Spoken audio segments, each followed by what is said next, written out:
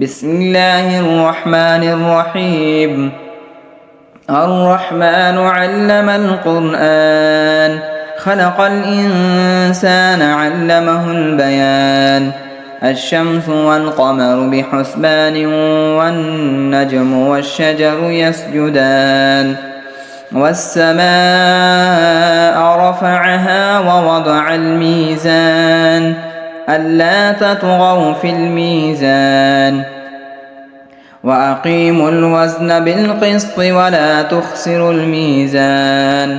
والأرض وضعها للأنام، فيها فاكهة والنخل ذات الأكمام، والحب ذو العصف والريحان. فبأي آلاء ربكما تكذبان؟ خلق الإنسان من صلصال كالفخار، وخلق الجان من مارج من نار. فبأي آلاء ربكما تكذبان؟ رب المشرقين ورب المغربين، فبأي آلاء ربكما تكذبان؟ مرج البحرين يلتقيان، بينهما برزخ لا يبغيان. فبأي آلاء ربكما تكذبان؟ يخرج منهما اللؤلؤ والمرجان.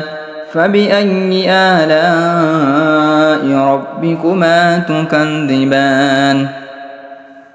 وله الجوار المنشآت في البحر كالأعلام. فبأي آلاء ربكما تكذبان؟ كل من عليها فان، ويبقى وجه ربك ذو الجلال والإكرام. فبأي آلاء ربكما تكذبان؟ يسأله من في السماوات والأرض، كل يوم هو في شأن. فبأي آلاء ربكما تكذبان؟ سنفرغ لكم أيها الثقلان. فبأي آلاء ربكما تكذبان؟ يا معشر الجن والإنس إن استطعتم أن تنفذوا من أقطار السماوات والأرض فانفذوا، لا تنفذون إلا بسلطان. فبأي آلاء ربكما تكذبان؟ يرسل عليكما شواظ من نار ونحاس فلا تنتصران. فبأي آلاء ربكما تكذبان؟ يا معشر الجن، فإذا انشقت السماء فكانت وردة كالدهان. فبأي آلاء ربكما تكذبان؟ فيومئذ لا يسأل عن ذنبه إنس ولا جان. فبأي آلاء ربكما تكذبان؟ يعرف المجرمون بسيماهم فيؤخذ بالنواصي والأقدام. فبأي آلاء ربكما تكذبان؟ هذه جهنم التي يكذب بها المجرمون، يطوفون بينها وبين حميم آن. فبأي آلاء ربكما تكذبان؟ ولمن خاف مقام ربه جنتان.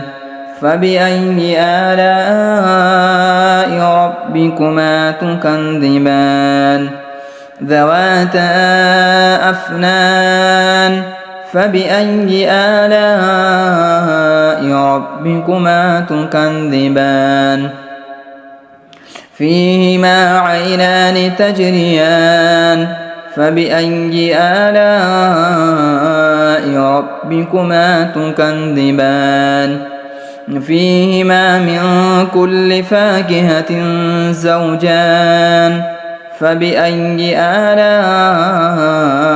ربكما تكذبان متكئين على فرش بطائنها من استبرق وجنى الجنتين دان فبأي آلاء ربكما تكذبان فيهن قاصرات الطرف لم يطمثهن إنس قبلهم ولا جان فبأي آلاء ربكما تكذبان كأنهن الياقوت والمرجان فبأي آلاء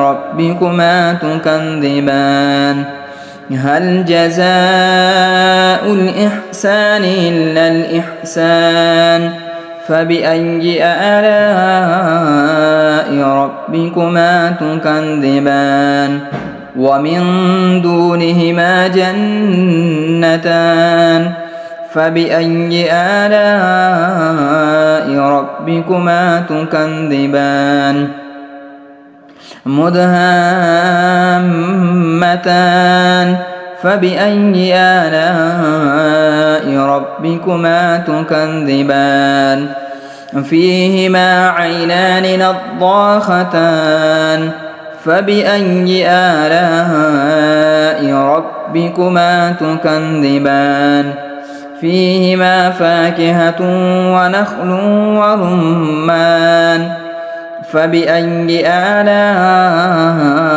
ربكما تكذبان فيهن خيرات حسان فبأي آلاء ربكما تكذبان حور مقصورات في الخيام فبأي آلاء ربكما تكذبان لم يطمثهن إنس قبلهم ولا جان فبأي آلاء ربكما تكذبان متكئين على رفرف خضر وعبقري حسان فبأي آلاء ربكما تكذبان تبارك اسم ربك ذي الجلال والإكرام